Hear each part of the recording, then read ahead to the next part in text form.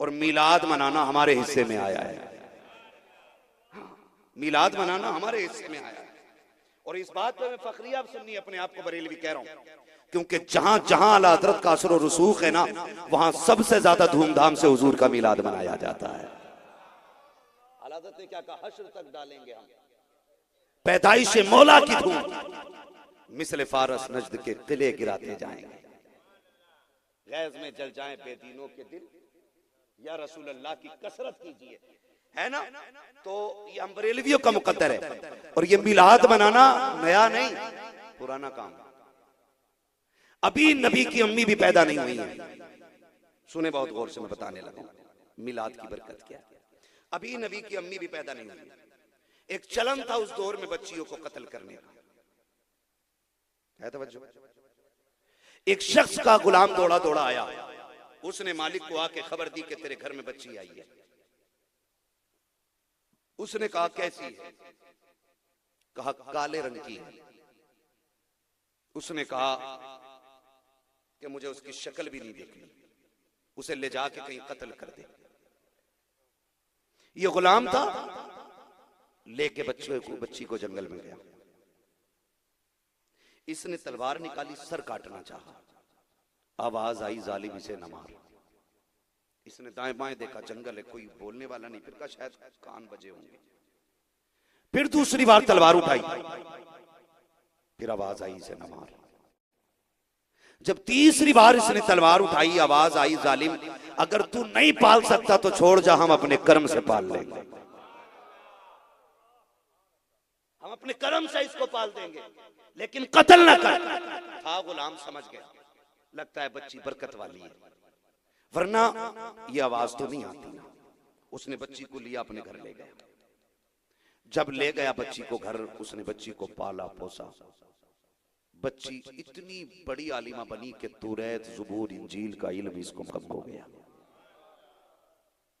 इतना इल्म इसको अल्लाह ने दिया, तौरात, ज़बूर, इंजील, सारी किताबों का इल्म अज़बर, इन सारी किताबों का इल्म इसको। और कमाल ये था कि हाथ देख के बता देती थी किसके नसीब में क्या लिखा है। इसका नाम था सौदा। ये जिस शहर से गुजरती तो ऐलान हो जाता सौदा आ रही है। जिसे जिंदगी के बारे में पूछना है वो आ जाए। लंबी लाइन लगती थी, लंबी लाइन, लंबी लाइन। लोग हथेली दिखाते थे, ये बताती थी। एक दिन इसका गुजर हुजूर के ननिहाल मदीने से हुआ। जब ये मदीने शरीफ से गुजरी, ऐलान हुआ सौदा आ रही है। जिसको अपने हालात के बारे में बात करनी है वो फला चौक में आ जाए। तारीख का बाग है, जैसी सौदा आई ना तो मदीने की औरतों की, मर्दों की लाइन लग जाती है। छोटे बड़े सारे लाइन में लगे हैं। तारीख का बाग है, एक एक बंदे को हाथ देखती, देख की नजर डाल के बता देती तेरे नसीब में ये है, तेरे नसीब में ये है, तेरे नसीब में ये है। लकीरें पड़ रखी हैं। उसी मैदान के अंदर एक कोने में 6-7 साल की उम्र में नबी की प्यारी उम्मी सैयदा आमिना रज़ी अल्लाह तआला अन्हा भी खड़ी थी। किसी लड़की ने हाथ पकड़ के कहा आमिना चल तू अपना हाथ दिखा दे। आप कहती मुझे क्या जरूरत है, क्यों हाथ दिखाऊं? का तू सबरी लड़कियों से सबसे जुदा है, तेरा अखलाक निराला है, तेरा अंदाज निराला है, हर बच्ची से अलहदा रहती है, देखें तू है कौन? और आपने कहा नहीं मुझे नहीं दिखाना है। आपने इनकार किया, लेकिन जबरदस्ती इसरार करने पर वो औरत आपका हाथ पकड़ के जब सौदा के पास लाई है, कहा बता इसके नसीब में क्या लिखा है। तारीख गवाह है कि जैसी सौदा ने सैयदा आमिना के हाथ की लकीरें देखी है, माथे पे पसीना आने लग जाता है। पसीना साफ कर रही है, कभी लकीरें देखती है, कभी आमिना का चेहरा देखती है, कभी लकीरें देखती है, कभी चेहरा देखती है। पसीना साफ करती जा रही है, जबान गूंगी हो गई है। औरतों ने कहा था बता तूने सबकी लकीरें देखी, एक नजर में बता दिया। आखिर आमिना के हाथ में ऐसा क्या लिखा है जो तू बता नहीं रखी है? उसने कहा क्या बताऊं, इसकी लकीरें बता रखी है। ये कोई आम शहजादी नहीं है, ये कोई आम बच्ची नहीं है, बल्कि अल्लाह ने इसको ये शान अता की है। या तो ये खुद नबी बनेगी या नबियों के इमाम की मां बनने वाली है।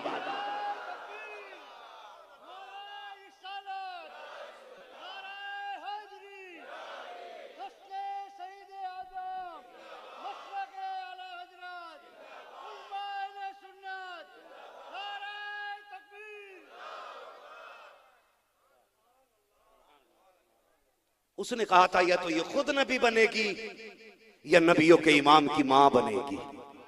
पता चला जो उनकी विलादत के ऐलान करते हैं वो मारे नहीं जाते, वो जिंदा रखे जाते हैं, जिंदा रखे जाते हैं। इधर सैयद आमीना, उधर हजरत अब्दुल्ला।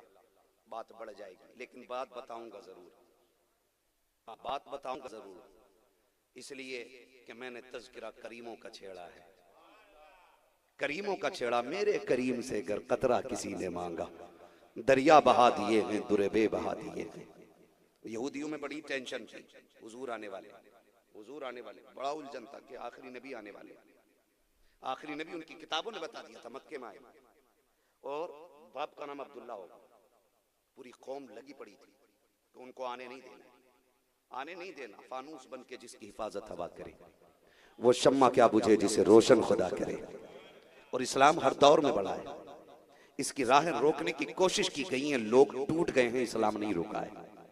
और ये दुनिया को समझ लेना चाहिए कि इस्लाम का बानी अल्लाह है। पूरी कायनात मिलकर के भी इस्लाम का कुछ नहीं बिगाड़ सकती है, कुछ नहीं बिगाड़ सकती है, कुछ नहीं बिगाड़ सकती है। बस बहुत गौर से सुनिए, किताबों में तज़किरा हो गया कि भाई अब्दुल्ला आएंगे। फिर एक यहूदी मौलवी ने ना, उनके यहूदी पादरी ने कहा, ओ सुनो, किताबें बता रही हैं कि अब्दुल्ला आ गए। कहा कैसे? कहा एक सितारा मैं आसमान पे देखता था, अब वो छुप गया है। वो बताया गया जब वो छुप जाएगा तो आखिरी पैगंबर के वालिद आ जाएंगे। कहा ये किताबों ने बताया कि वो आ गए। कहा कहाँ है? कहा मक्के में। तो किसी ने कहा अब्दुल्ला आ गए हैं तो फिर मोहम्मद रसूलुल्लाह भी आएंगे। उन्होंने कहा नहीं, हम उन्हें आने ही नहीं देंगे। कहा रोकोगे कैसे? कहा अब्दुल्ला ही को खत्म कर दो। कहा करना क्या है? कहा कि जो टॉप क्लास का शूटर हो, टॉप क्लास का जो किलर हो, जो एक नंबर का बहादुर भी हो और कत्ल करने में माहिर हो, जिसकी सुपारी ले ली हो और उसने उसका कभी छोड़ा ही ना हो, ऐसा बंदा तलाश करो। उन्होंने अपनी कौम में से एक बंदा चुना और उससे कहा कि एक बच्चे का सर लेके आना है। का इनाम?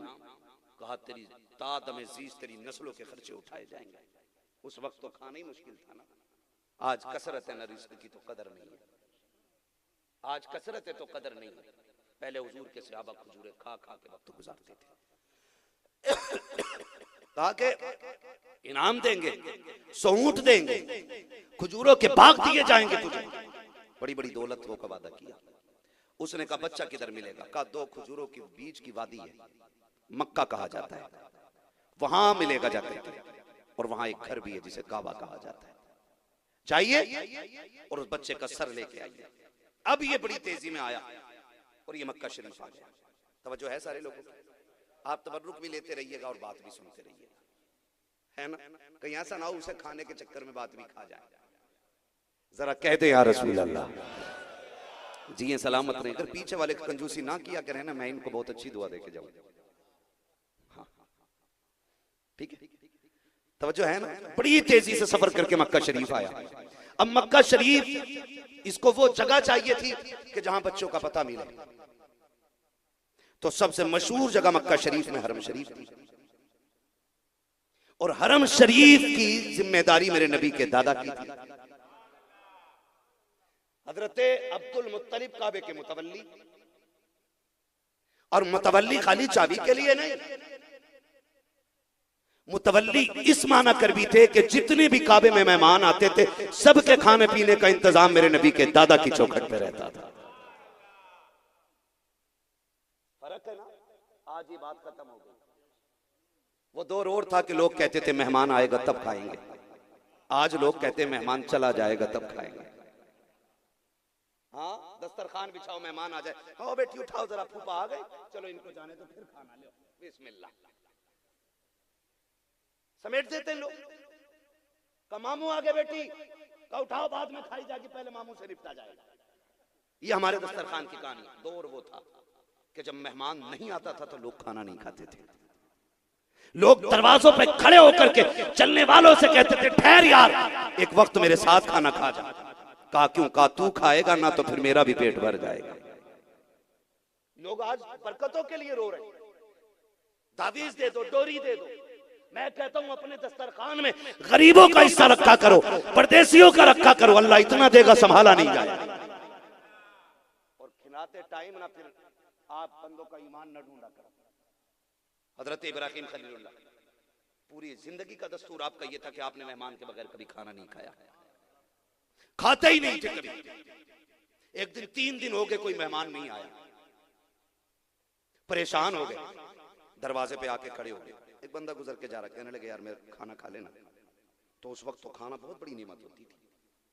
आज के सोने से ज्यादा अहमियत जो है ना, सोने चांदी से ज्यादा अहमियत उस वक्त के एक लुकमे के होती थी, क्योंकि उस वक्त सोना था लेकिन खाना नहीं था, रिस्क नहीं होता था। गेहूं चावल जो आज कसरत से हो रहे हैं ना, कितने तरीके के हमने खाने बना लिए। एक मौलाना साहब को तकरीर में कहते सुना कि मुर्गे की उम्र इतनी नहीं होती जितनी क्वालिटी के मुर्गे का खाना बना दिया जाता है। हम तो इतने बड़े मतलब मास्टर हो गए कि हम खाने इतने डिजाइन के बनाने लगे। पहले रिस्क नहीं होता था, रिस्क नहीं होता था, आज कसरत है। पहले लोग रोटी पे जिंदगी काट देते थे, दरवाजों पे पूरी जिंदगी काट देती थी, एक वक्त की रोटी रोज देते रहे, ऐसे जिंदगी कट जाती थी। उस दौर में लोगों के अखलाक ऐसे थे। अल्लाह के खलील खड़े, खा लेना यार खाना, कहा क्यों नहीं, चलो दस्तरखान पे बैठ गए। जैसे लुकमा तोड़ा, कहने लगे सुन खाना बाद में खा, पहले मेरे रब का नाम ले, मेरे रब का नाम पहले ले। उसने कौन तुम्हारा रब? का अल्लाह का नाम, मेरे रब के नाम से शुरू कर। उसने कहा जब मैं तुम्हारे रब को मानता ही नहीं तो मैं तुम्हारे रब का नाम क्यों लूं? फरमाने लगे अगर नहीं लेगा तो फिर उठ दस्तरखान से। उसने कहा ठीक है मुझे खाना ही नहीं खाना। ये कह के जैसे वो बंदा गया, जिब्रील आ गया, कहा खलील क्यों भगा दिया बंदे को दस्तरखान से? कहा वो मेरे दोस्त का नाम नहीं ले रहा था, उसने मेरे रब का नाम लेने से इनकार किया, इसलिए जो मेरे रब का नाम न लेना मैं उसे खाना खाने की इजाजत क्यों दूं? तो रब ने फरमाया खलील हम इसे 70 साल से इसकी नाफरमानियों के बावजूद खिला रहे हैं और तू एक बार नाम न लेने की वजह से इतना नाराज हो गया। फरमाया जा तू खाना बाद में खा, जिसे भगाया बुला के ला।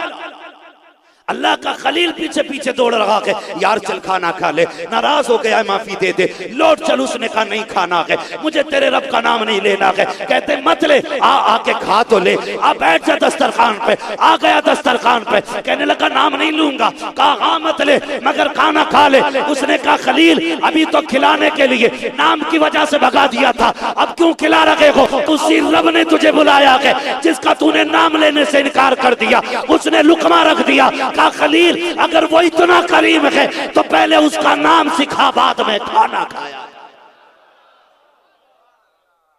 ये आदतें डालिए आप खिलाने की आदत डालिए, अल्लाह बरकतें देगा। बताऊं अमीर कैसे बनते हैं? कितने लोग अमीर होना चाहते हैं तो बोल सकते हैं ना? गरीब होना बता दूं? अच्छा अमीर होना चाहते हैं कि गरीब? अमीर होना चाहते हैं, अल्लाह इतना अमीर सबको बना दे कि सारे हुजूर का मदीना देख लें। और मैं तो नौजवानों से कहता हूं दौलत बुरी चीज नहीं है, दौलत तब बुरी होती है जब कारून वाली हो।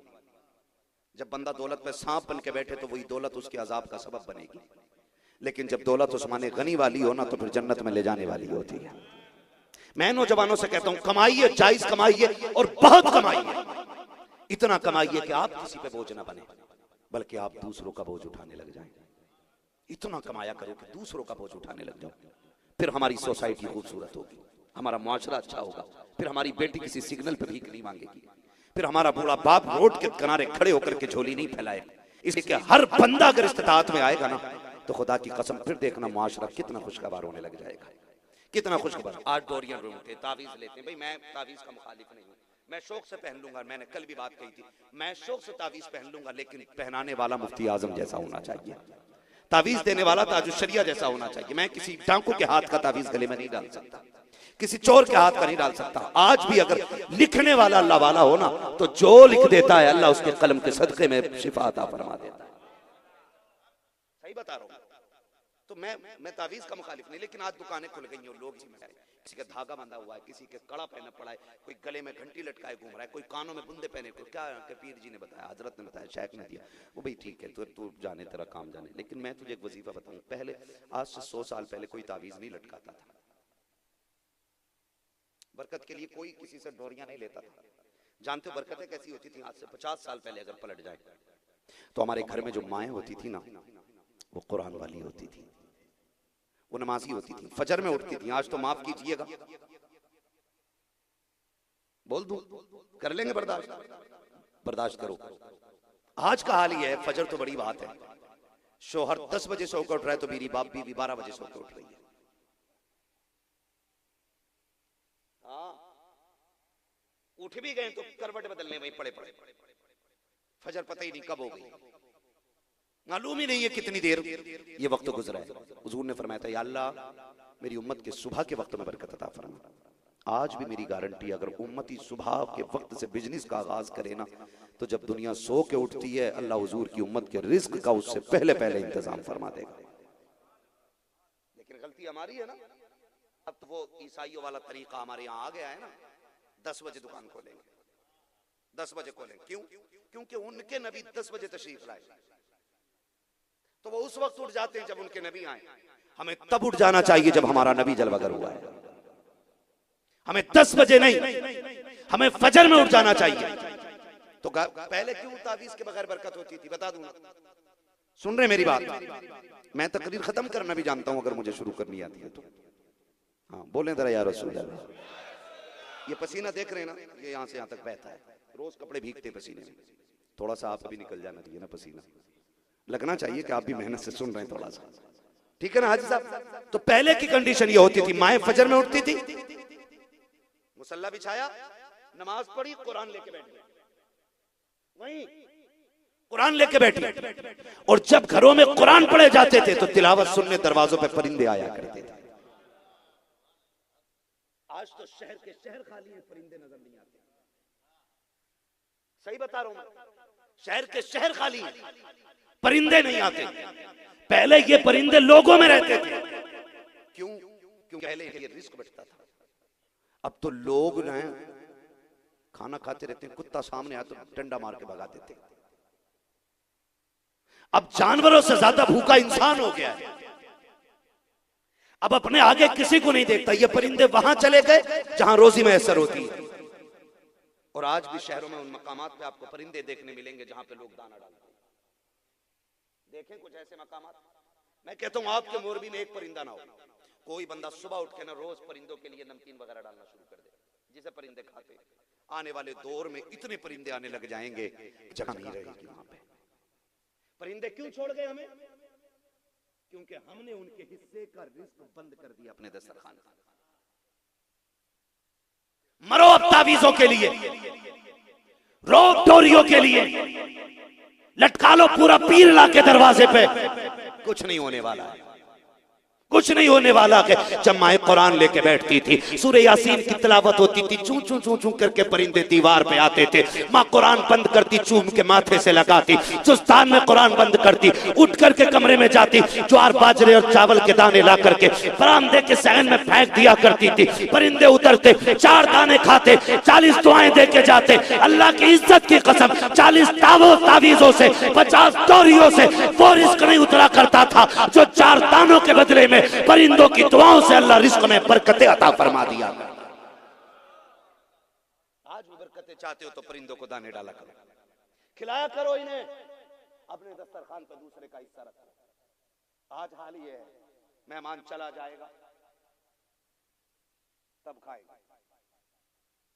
फायदा बता दूं, जो खाना मेहमान के साथ खाया जाएगा ना, कयामत में उसका हिसाब नहीं देना पड़ेगा। वरना अगर अल्लाह ने एक घूंट पानी का हिसाब मांग लिया ना, कि बता ये नेमत मैंने तुझे जमीन का सीना चीर करके साफ और शफाफ पानी की शक्ल में दी, इसमें सारे मैंने सारी इसमें कुव्वतें रखी से, पानी के अंदर सारी ताकतें थी, बता तू रोज 2 लीटर पीता रहा, कितनी नेकियां करता रहा है, कितनी इबादत की है 2 लीटर के बदले में। कसम से फंस जाएंगे हम, फंस जाएंगे, कोई बचाने वाला नहीं होगा। हुजूर की उम्मत में है इसलिए सलामत है, वरना बचते नहीं।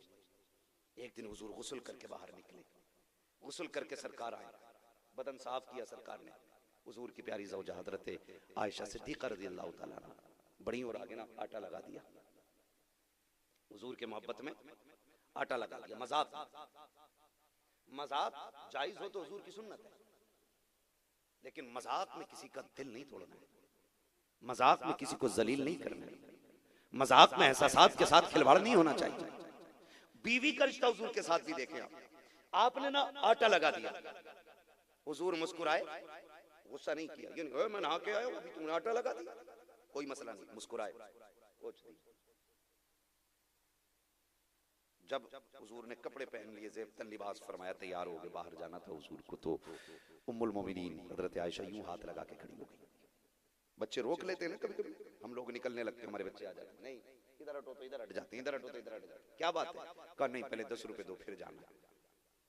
होता है कि नहीं, पहले चॉकलेट चाहिए, पहले टॉफी चाहिए, पहले ये चाहिए, ये बच्चों के रवैये होते हैं, हमारे बच्चे हमारे साथ करते। उम्मुल मोमिनीन आयशा सिद्दीका ने यूं हाथ लगाए, आका फरमाते आयशा जाने दो जल्दी है, कहा हुजूर नहीं पहले मेरा एक काम करें।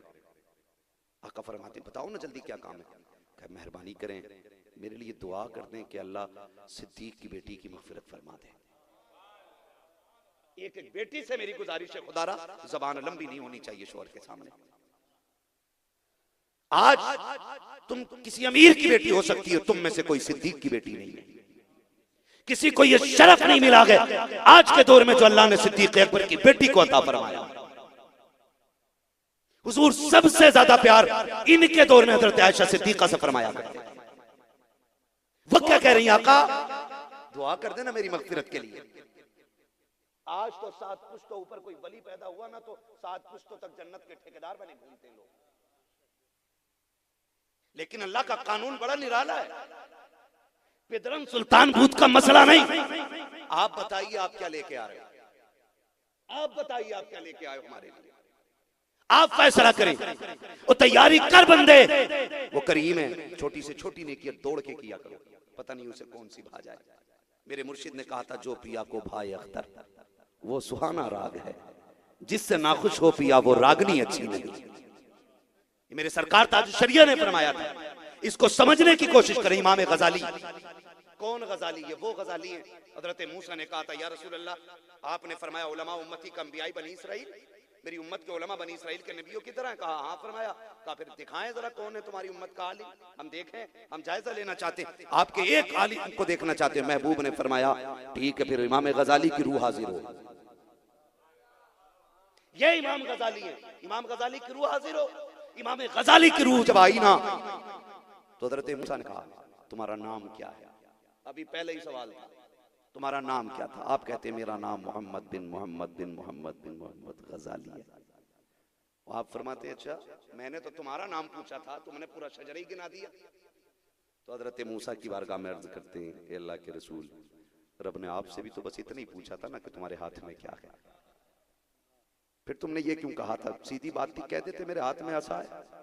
ये कहने की क्या जरूरत थी मैं इससे टेक लगाता हूं, मैं इससे पत्ते झाड़ता हूं, मैं इससे बकरियां हाँकता हूं? सवाल तो सीधा था। रब ने फरमाया, महबूब ने फरमाया गजाली बारगाह के नबुव्वत हद्दे अदब जबान को लगाम दो।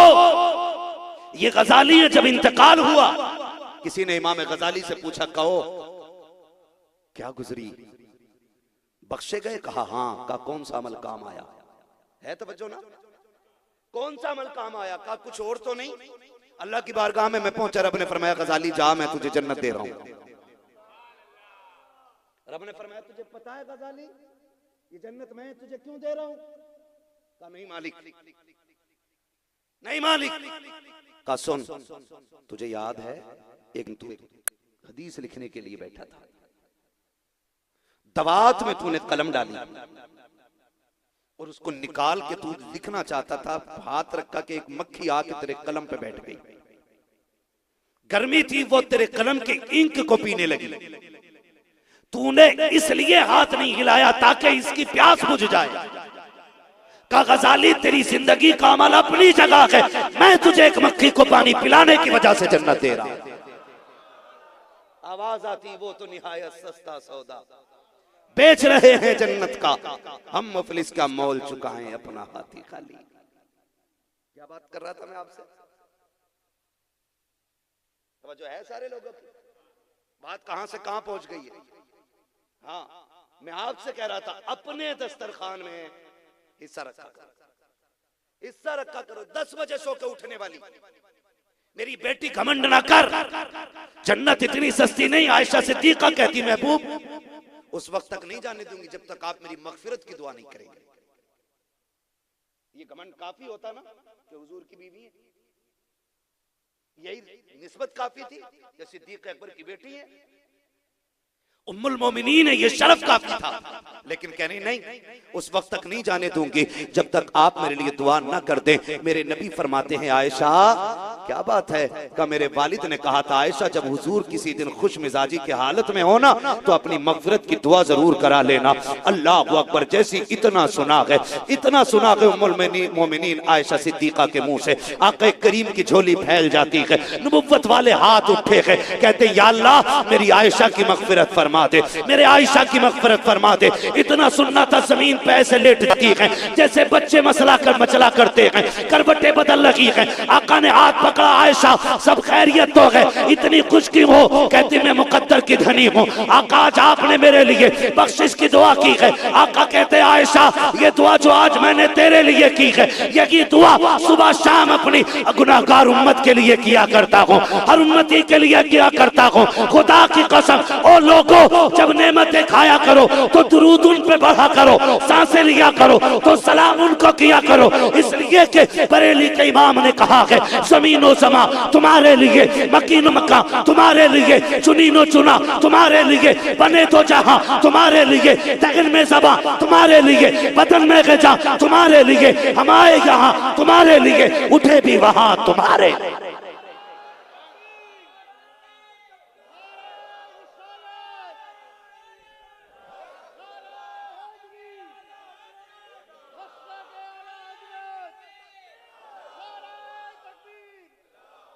फिर वही बात, वो जो न थे तो कुछ न था, वो जो न हो तो कुछ न हो।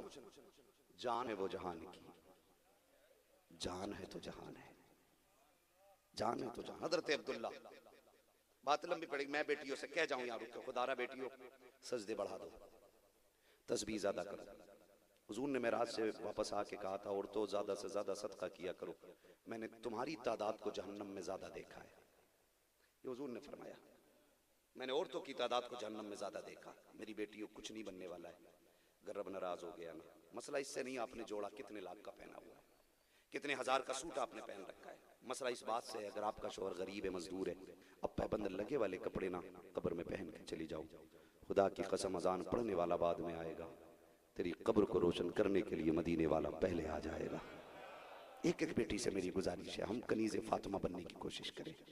आप सोचे तो सही, अल्लाह उनकी गुलामों की सफ में जगह दे दे, इससे बड़ी बात क्या हो सकती है।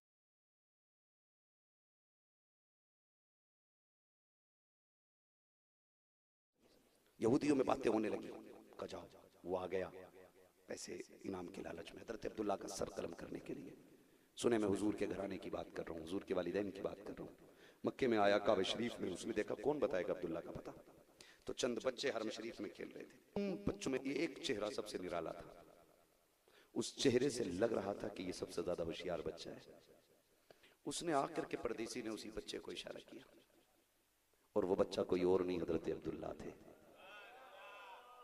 बुलाया, बच्चे जरा इधर आओ। आप करीब आए, कहा क्या बात है? कहा बड़ी दूर से आया हूं, परदेसी हूं, मेरा एक छोटा सा काम है, मैं किसी से मिलना चाहता हूं। आपने फरमाया मेहमान जब आते हैं ना हमारे घर तो हम बात बाद में करते हैं, खिदमत पहले करते हैं। कहा नहीं बेटे मेरा काम सुन लो। कहा क्या काम है? कहा मुझे अब्दुल्ला से मिलना है, मुझे अब्दुल्ला से मिलना है।